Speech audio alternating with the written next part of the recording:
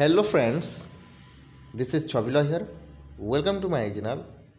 Everard Study Center. आज आम ए video child development and pedagogy basic concept of learning जोटा कि रेडिनेस मैच्योरेशन मोटिवेशन टास्क यही सब विषय आम डिटेल्स आलोचना करवा ठीक अच्छे जोटा कि आपण मानकर ओटीईटी सीटीईटी सीटी एंड बीएड एंट्रांस तो सहित contractual high school teacher OSS TET सबू एग्जाम्स रे जदि आसुछि ताहले आमे निहाती भाव रे याकू ध्यान देकी पढ़ा आवश्यक ठीक अच्छे देखंतु ये जो टॉपिक लगुच टॉपिकटा सिंपल लगुच किंतु जेतेबेले क्वेश्चंस पचारिबो ठीक डिफिकल्ट क्वेश्चंस पचारिबो जोटा कि आमको ता आगरु टिके आम जदि प्रिपेयर हेबानी देन आमको बहुत समस्यार सम्मुखीन होगा पड़ो तो देखंतु ता आगर आम प्रिपेयर हेबा प्रथमे जिबा आम देखंतु जदि आपण मैंने सब्सक्राइब करि नाहंती एटा आपण माने गोटे कनकसन जदि आपण मानको इच्छा लागुची भल लागुची then you can subscribe my channel देखंतु प्रथमे आम बुझा रेडिनेस देखो ये जो सब टाइटल अच्छी ओडिया प्लस इंग्लिश अच्छी ठीक अच्छे जो मैंने ओडिया भी देवाक चाहते ओडिया भी देखिपारे इंग्लिश जो मैंने देवाक चाहते से मैंने माने इंग्लिश रे देखिपारे ओके देखो सिंपल बुझा रेडिनेस आम जेकोसी जिनिस करवा आगु जदि रेडी ना बुझिपारे ताहले से जिनिसटा फलप्रद हेनी आमको बुझा माने बुझीपारानी शिखिपारानी we can not learn without our internally and externally motivated यार we are not ready to learn anythings then we can not achieve anything okay so आमको कौन करने को पड़ो रेडी होगा पड़ो प्रथमे बुझीपार देखो तो ओडिया रे आम क्या कौन कह प्रस्तुति कौन कह प्रस्तुति जो मैंने ओडिया रे भी पढ़ुं प्रस्तुति आप लिखिपारे तो देखो प्रस्तुतिर अर्थ कौन कि रेडिनेस अर्थ कौन child ready to learn okay simple देखो आम पिक पिक रु आम जापर कि कौन कौन रेडिनेस आमर अच्छे प्रथमे physical readiness option sorry option कहीदे नेक्स्ट कौन ईरे इमोशनल रेडिनेस आउ गोटे ये एक्सपेरिमेंटल रेडिनेस आउ गोटे के रे नॉलेजेबल या नॉलेज रेडिनेस ये सब रेडिनेस ब्रॉडली आम जो देखा देन रेडिनेस गोटे गोटे types there are major types major 4 type are in readiness to learn they are physical readiness emotional readiness experimental readiness knowledge readiness ताको ओडिया आम जदि कहवा फिजिकल रेडिनेस शारीरिक पठन आम जदि कहवा इमोशनल रेडिनेस को भाव प्रवणता प्रस्तुति ठीक अच्छे आउ experimental readiness we can say परीक्षामूलक पठन के नॉलेज रेडिनेस ज्ञान पठन एति क्लियर ओके तो ये सब आम देखो फिजिकल रेडिनेस मतलब हेल्थली वी मतलब जदि आम कहवा आम फिजिकली फिट हवा कथा देन इमोशनली माने देखो emotion is necessary for a individual for a students to achieve their goals emotion नहीं जो इमोशन नहीं देन आम कि माने आमको कौन फिल हेनी कि यहाँ धरतु गोटे एग्जाम्स रे आपने फेल हो गली ठीक अच्छे तो आमको मैंने इमोशन आसो कि कहीं मुझे फेल हेली कि टीचर कहीं मते माने गाली कले these are thing we have to मतलब कौन कहवा कि माने देखा कथा बुझिपार नहीं तो ये गोटे गोटे कौन एटा गोटे कौन गोटे इमोशनल रेडिनेस बुझिपार कि नहीं तो सहित गोटे एक्सपेरिमेंटल जदि आम परीक्षामूलक पठन जब परीक्षा मानतु कोई एसेसमेंट देवार अच्छी तो सहित आपण मानकर कौन अच्छी ना आप फॉर्मेटिव एसेसमेंट देवार अच्छी तो सहित बोर्ड एग्जाम्स अच्छी बुझे ये गोटे गोटे एक्सपेरिमेंटल बुझिपार कि एसेसमेंट जिते आम ओरल टेस्ट हम नहीं कि या डायग्नोस्टिक टेस्ट हम आपण मन कौन आम कह प्लेसमेंट टेस्ट ये सब टेस्ट में जाऊँ ना ना से आम आगुरी पढ़ी सारी मेनी टाइप ऑफ टेस्ट ये सब आम पढ़ीचे चाइल्ड डेवलपमेंट एंड पेडागोजी ठीक अच्छे से भी आप देखी ना then you can watch okay देखो तो एक्सपेरिमेंटाल रेडिनेस अर्थ बुझिपारे कि एक्सपेरिमेंट करके आम माने जो परीक्षामूलक प्रवणता हवा कथा परीक्षामूलक पठन पर आम रेडी हवा कथा देन नॉलेजेबल रेडिनेस माने ज्ञान पठन देखो नॉलेज आउ गोटे आम जदि कहवा कि कौन सी जिनिस एचिव करवा यहाँ अलग अलग जिनिस प्रथमे आम ज्ञान आहरण करवा निहाती आवश्यक बुझीपार तो ज्ञान जदि आम आहरण करवानी ताहले आमर कौन हेनी कि आम कहते ना माने नेक्स्ट प्रीवियस वीडियो में पढ़ाई कि कौन गोटे पढ़ाई अंडरस्टैंडिंग लर्निंग प्रोसेस नहीं अंडरस्टैंडिंग लर्निंग प्रोसेस रे आम पढ़ी कि आम नहीं अंडरस्टैंडिंग लर्निंग हाँ अंडरस्टैंडिंग लर्निंग प्रोसेस आम पढ़ी कार्ल रोजर्स याद आसुची आइडियल सेल्फ अच्छी रियल सेल्फ ना आम इंटरनली मोटिवेटेड हवा निहाती आवश्यक बुझिपार से सब जिनिस हेल्ले नॉलेज आम पाठ माने आम जब ज्ञान आम ज्ञान आहरण करने को चाहूँ तो निश्चित भाव में आम एचिव हो पार प्रथम आम ज्ञान जमीक आप कौन कि 3 इडियट नहीं 3 इडियट आप देखिपारे ठीक है ये सब जिन आमको निहाती भाव में करवा आवश्यक ठीक है देखो तापर स्किल्स अच्छी केतोटी प्रस्तुतता स्किल प्रस्तुतता कौशल जहाँ आम कहूँ बुझीपार तो रेडिनेस स्किल अर्थ है कि प्रस्तुतिर कौशल यहाँ भी आप निहाती आवश्यक कौन अच्छी knowledgeable social emotional skill critical thinking problem solving यहाँ आप बहुत थर पढ़ी पढ़ी आसी तो से सब आपण मैंने जानते जिते आम हिमांशी मैम पढ़ाऊँ नहीं कि आमर बेसिकली कहवा जब चाइल्ड डेवलपमेंट पेडागोजी माने आम कहवा से माने हिमांशी सिंह रू ही आम सब कुछ शिखीचु नहीं कि आपण मैंने भी पढ़ुवे वेरी गुड ठीक अच्छे तो से सब जिनिस माने देखो प्रोब्लेम सॉल्विंग क्रिटिकल थिंकिंग ये सब जिनिस हिमांशी मैम बहुत बढ़िया पढ़ाई ठीक अच्छे यदि आप देखुवे से मुझे आउ कौन कह नहीं कि तो ये सब जिनिस गोटे गोटे कौन रेडिनेस गोटे स्किल बुझीपार तो ये सब गोटे गोटे रेडिनेस स्किल ओके आउ ये जो अच्छी नॉलेजेबल एप्लिकेशन है ओडिया कौन कह ज्ञान प्रयोग आम जहाँ शिखीचे तो आम ज्ञान प्रयोग केमती करला आम केमती प्रयोग करुचु आम केमती बिहेवियर आमर केमती से सब जिनिस माने आमर ध्यान देवा आवश्यक सामाजिक भाव प्रवणता जी सोशल इमोशनल स्किल्स आम सोशली केमती रोचु सेटा भी इम्पोर्टेंट जदि आम तार कौ स्किल रे रोचु कौ माने जो इमोशनली अटैच होकर रोचु इमोशनली माने रेडी ना हूँ देन आम जो इमोशनली रेडी ना सोशली रेडी ना आम जो एनवायरनमेंट ठीक नहीं तेना आम पाठ पढ़ी पारिया नहीं ठीक अच्छे तो सहित कौन क्रिटिकल थिंकिंग आमर माने थिंकिंग रहा कथा नहीं कि गोटे गोटे सहीटा हूँ कौशल स्किल तो सहित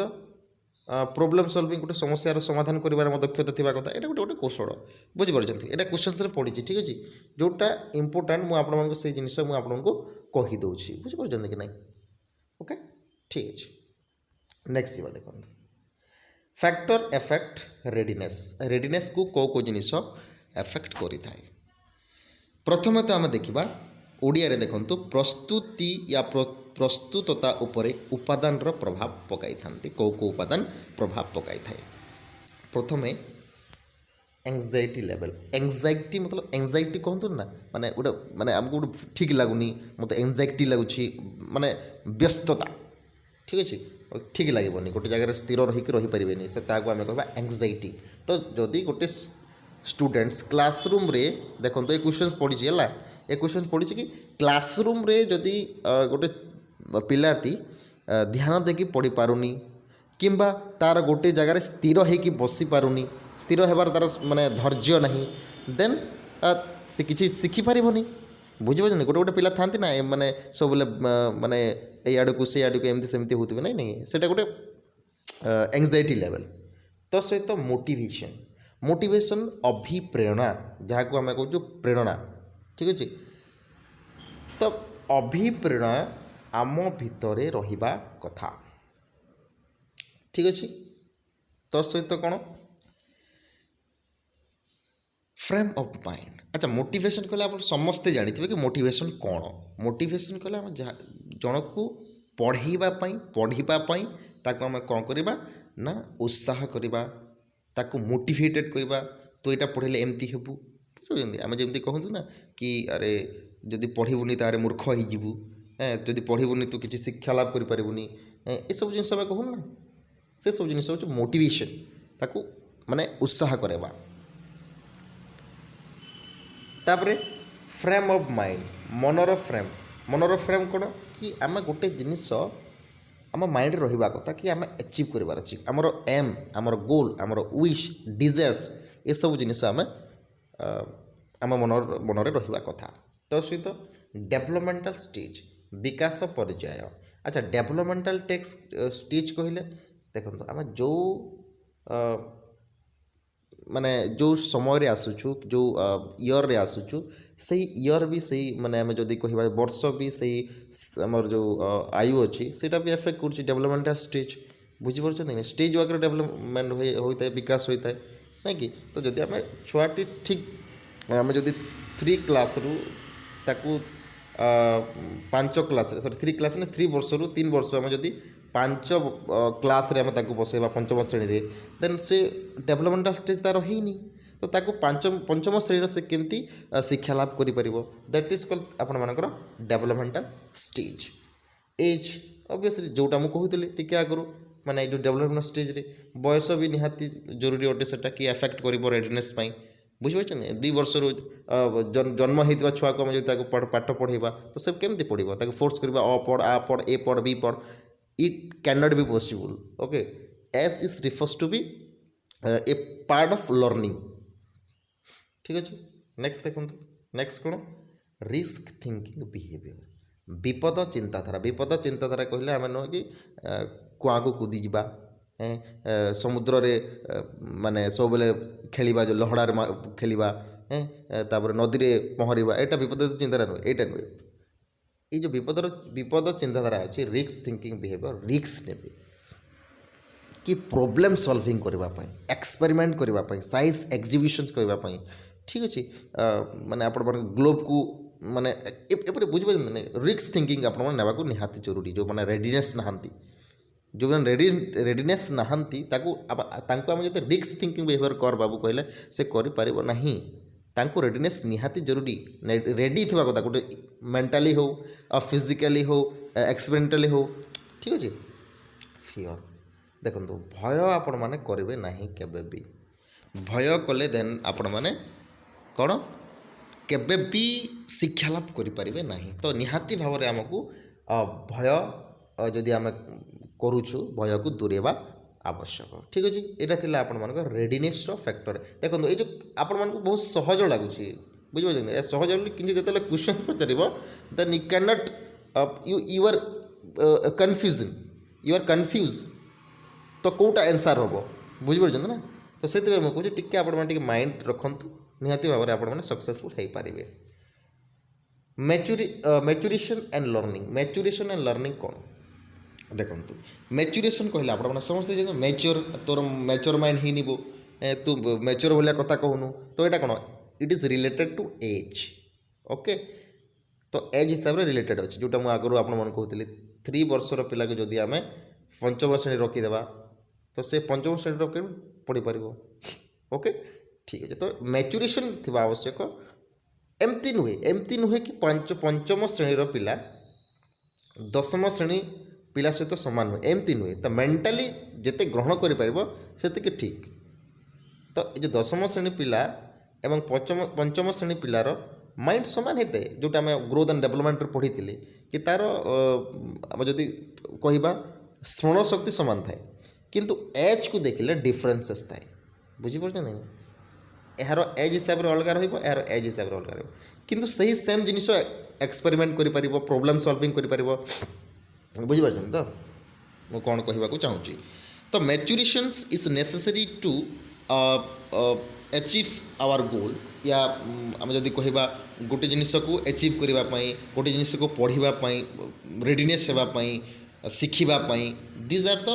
ଥିଙ୍ଗସ୍ ହାଉ ଟୁ ଆଚିଭ୍। ତ ମେନ୍ ଫ୍ୟାକ୍ଟର ହେଉଛି ମ୍ୟାଚୁରେସନ୍ ନିହାତି ଜରୁରୀ ଅଟେ। ଠିକ୍ ଅଛି, ତ तो मैच्योरेशन को आम ओडिया कौन कहबा मैच्योरेशन कहबा आम कि देखो ये लिखाई परिपक्वता बुझीपार ना परिपक्वता परिपक्वता कौन कि आम आम माइंड मन आम एज हिसाब से आम परिपक्व रहा कथा ठीक अच्छे तो ये जो मैच्योरेशन को आप बुझीपारे तो बुझीपारे मैच्योरेशन कौन मुझे कौन कहवाक चाहूँगी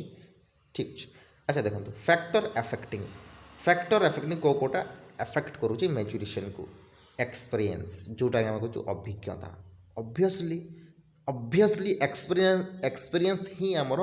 काम आसे सब जगह कहीं आप जब भी आप जॉब करेंगे सॉरी जॉब आप नोटिफिकेशन करेंगे कि अप्लाई करेंगे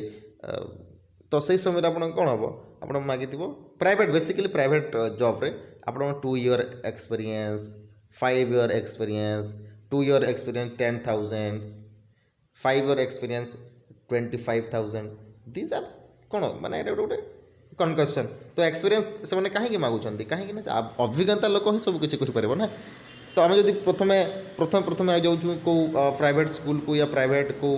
जॉब करूँ तो आमको कौन लगे माने कंफर्टेबल लगे आम सेमती फ्रीली क्या सहित कथा पारानी कि फ्रीली छुआ मान को पढ़े पारानी तो एक्सपीरियंस अच्छी देन आप एडजस्ट करेंगे से एक्सपीरियंस थाए तो सहित द होम कम्युनिटीज बैकग्राउंड देखो तो होम कम्युनिटी बैकग्राउंड्स कहले घरे आपण माने जो अच्छी आपर एनवायरनमेंट केमती तो घरे जदि आम एनवायरनमेंट ठीक नहीं तो आम मैच्योरेशन भी ठीक हेनी बुझीपार कि आम जब देखूँ घरे समस्ते जदि शिक्षित अच्छा समस्ते बुझा लोक अच्छा एमती नुहे कि +3 कि बीएड जहाँ निज बापा माँ करदेवा कथा एटा नुहे किंतु बापा माँ शिक्षित हवा कथा पाठ पढ़ारे देखो पाठ पढ़ा अलग जिनिस शिक्षित हवा अलग जिनिस जोटा कि एनवायरनमेंट आम शिक्षित जोटा आम कहूँ non formal formal and informal एटा आप ठीक से बुझे प्रीवियस वीडियो आप देखिपारे पूरा डिटेल्स बुझा जाइए ठीक अच्छे तो ये सब जिनिस रहा कथा शिक्षित हवा कथा फैमिली बैकग्राउंड मायने रखुच्छे इंटेलिजेंस यहाँ तो मोस्ट इम्पोर्टेंट आईक्यू जोटा आम कहूँ ना कि intelligent questions physically health and mentally health थी कथा आमर शारीरिक वृद्धि और मानसिक वृद्धि रहा निहाती आवश्यक ठीक अच्छे नेक्स्ट देखो मोटिवेशन कौन मोटिवेशन कहले अभिप्रेरणा कि शिशुटी को शिक्षार्थी को आम कौन करवा कथा मोटिवेटेड करवा कथा बुझीपार केमती दी प्रकार करिपरिबा गोटे एक्सट्रिंसिव एंड इंस्ट्रिसिव जो अच्छी मोटिवेशन एटा निहाती आवश्यक एक्सट्रिंसिव मतलब बाहर प्रेरणा जमती कि अवार्ड है तू अवार्ड पाइबू रे मु अवार्ड ले काम करुच्ची कि टीचर मते भल कहिबे बोली मैं पढ़ुची हाँ लोक मैंने मते भल कहिबे बोली मैं पढ़ुची एटा एक्सट्रेंसिव इंट्रेंसिव मतलब मोटिवेटेड नहीं मते ये काम करिवार अच्छी माने करिवार अच्छी तो इंस्ट्रेसिव ठीक है एटा क्वेश्चन देखो ये मोटिवेशन ऑफ लर्निंग क्वेश्चन बहुत प्रकार पड़ी बहुत घुमे क्वेश्चन पड़ी टिके बुझे ठीक है जोटा मुझे कहली अवार्ड कि गोटे स्टोरी देदेव आपण मानक से स्टोरी रे छुआटी अवार्ड पर निजे पढ़ुची तो यहाँ कौ प्रकार मोटिवेशन हम एक्सट्रेंसिव मोटिवेशन हम ना इंस्ट्रेसिव मोटिवेशन हम तो अवार्ड पर करुच्छे देन एक्सट्रेसिव हम बाहर प्रेरणा बाह्य जहाँ आम कहूँ ये आप लिखिदे मुझे देखूँ बाह्य प्रेरणा यहाँ आम जदि कह अंतःप्रेरणा ठीक अच्छे ये सब जिनिस आप ध्यान देवे नेक्स्ट क्वेश्चन कहूँ एठी देखो motivation for learning motivation effect केमती करुच्ची स्कूल एफर्ट स्कूल केमती एफेक्ट करुच्ची सेटा भी मायने रखिबो करिकुलम केमती अच्छी 5 क्लास स्टूडेंट को आम 10 क्लास सिलेबस धरे देबा देन प्रॉब्लम तो हम ना तो निहाती भाव में आम ए प्रकार जिनिस रहा कथा कि करिकुलम भी ठीक डिजाइन करा जिबा कथा पेडागोजी अच्छा टीचर केमती अच्छी टीचर पेडागोजी पढ़ी ना चाइल्ड डेवलपमेंट पेडागोजी जो पढ़ी थे से बुझी जाइए तो निहाती भाव में पेडागोजी आवश्यक पीयर कल्चर जो निजर सांगसाथी अच्छा केमती अच्छा बुझीपार नहीं एसेसमेंट प्रैक्टिस केमती करा होम सपोर्ट केमती अच्छी ये सब जिनिस मायने रखुच्छे मोटिवेशन ओके तापर जी आम task and learning task task आप जानते होमवर्क जो आम कहूँ तो निहाती भाव में यहाँ आवश्यक कौन पर जहाँ भी पढ़ाई टास्क ताकू करने को दिज्व स्कूल रे जहाँ पढ़े थे सार मैम जी भी पढ़े थे तो से जो टास्क दे था से टास्क कहीं दे था कहीं जो स्टूडेंट जी अच्छी प्रीवियस नॉलेज तार केमती रोचे प्रीवियस एक्टिविटी केमती रोचे केमती करें से सब जिनस को ध्यान रखी से टास्क दे था जहाँ को आम ओडिया कहूँ कार्य एवं शिक्षा ठीक अच्छे शिक्षण गुड़िक सब आप पढ़ीदेवे आप समस्त जानते ठीक अच्छे नेक्स्ट जी देखो मोस्ट इम्पोर्टाट ए क्वेश्चन देखो यहाँ पड़ी था TBL यहाँ क्वेश्चन पड़ी था TBL अर्थ कौन task based learning task based learning अर्थ हो कि जोटा आम गोटे सिक्वेन्सली पढ़ा कथा सिक्वेन्स आम जो एक्टिविटी करूँ ताकू आम कहू टास्क बेस्ड लर्निंग कार्य आधारित शिक्षा ठीक अच्छे कार्य आधारित शिक्षा कहले हो कि पाठ्य गठन जो पाठ्यक्रम आपण मानक कार्यकलाप करने दि जाए सेटा को आम कहूँ पाठ्य पठन कार्य आधारित शिक्षा ओके जहाँ मैम पढ़े थे सार पढ़े थे ताकू आपण मानक कौन टास्क करने दि जाए से टास्क आपण मैंने घर टू करके आनी था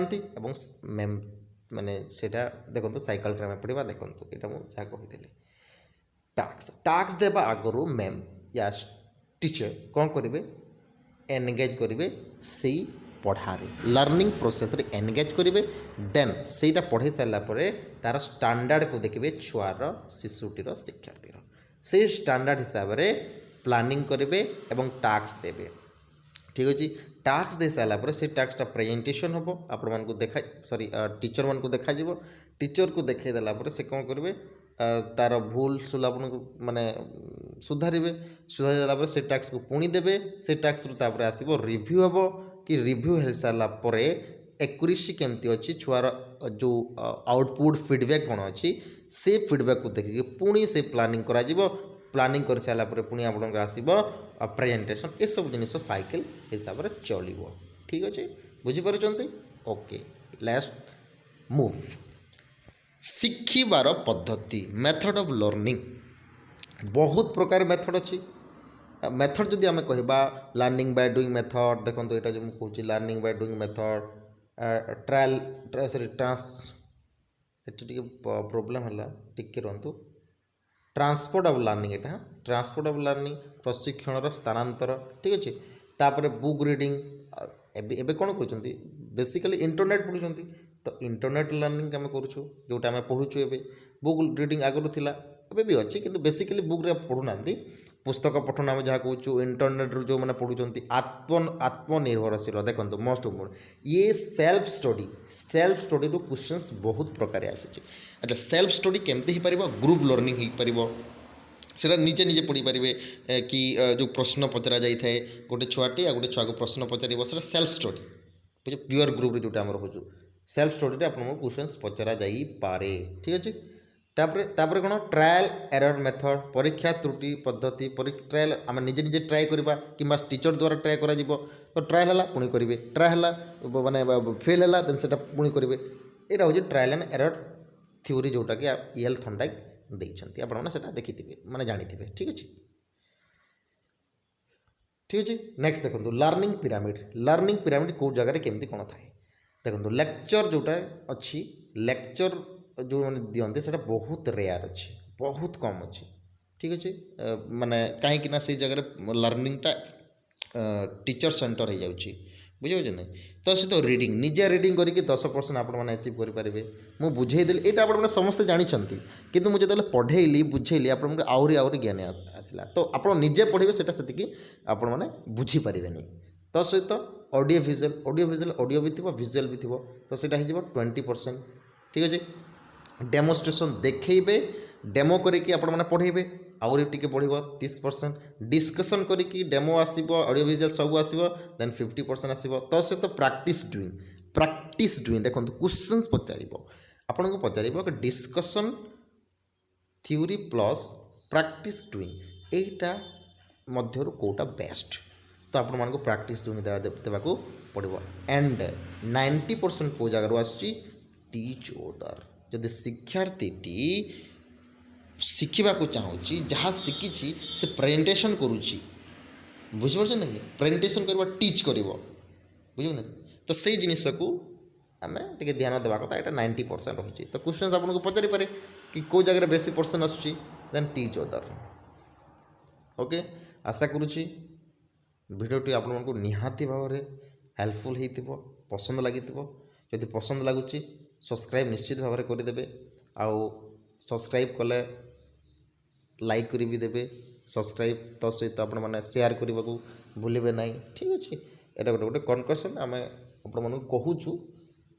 କିନ୍ତୁ ଆପଣମାନେ ଯଦି ଆପଣଙ୍କୁ ଭଲ ଲାଗୁଛି ଦେନ୍ କରିପାରିବେ ଠିକ୍ ଅଛି ରହୁଛି ଧନ୍ୟବାଦ ଜୟ ଜଗନ୍ନାଥ।